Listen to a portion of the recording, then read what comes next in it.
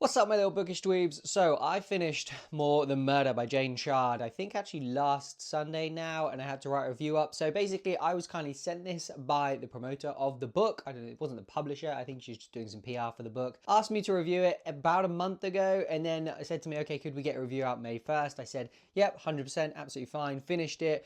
My website then went down for like a week and I couldn't get access to it and nobody was responding on the support side of things for the website, so I couldn't get the review up for ages. But basically, I'm now here, I'm now okay, I now have the review ready and I'm ready to speak about it. So More Than Murder is a cozy crime British thriller mystery murder thing. Two sisters who aren't particularly friendly with one another are left a house, a cottage, by a relative.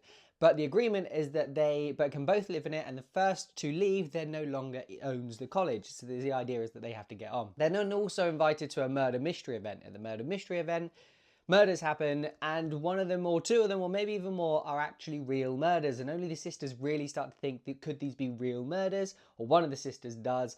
The outgoing one, the loud one. In general, it was okay. I found myself really confused trying to work out which were the actual people taking part in the game of murder mystery and who were the actors. Like, I was really confused as to who was trying to solve it and who was part of it. That confused me. What also confused me is I feel like in a murder mystery, you would be given the clues quite obviously, or trying to find out the clues would be given to you quite obviously in hints.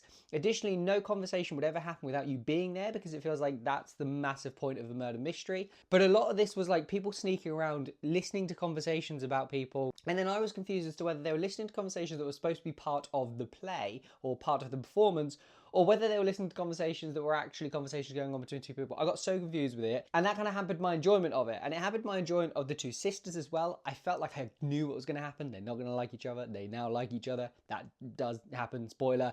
But you kind of guessed that from early on. So it was okay. It wasn't fantastic. Some of the characters are quite big and the personalities on them are quite fun, so that's enjoyable. But outside of that, wasn't fantastic. Jane Chard, if you didn't know, is actually a producer from Silent Witness. If you live in the UK, you know what Silent Witness is. You probably watched it as a kid. You might still watch it. My partner still watches it. This is the first of a series.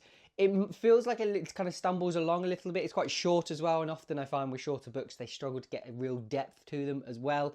But enjoyable enough. If you like kind of easy, cozy crime, you're looking for something to read in the sun that's now coming up, you couldn't go wrong with More Than Murder by Jane Chard.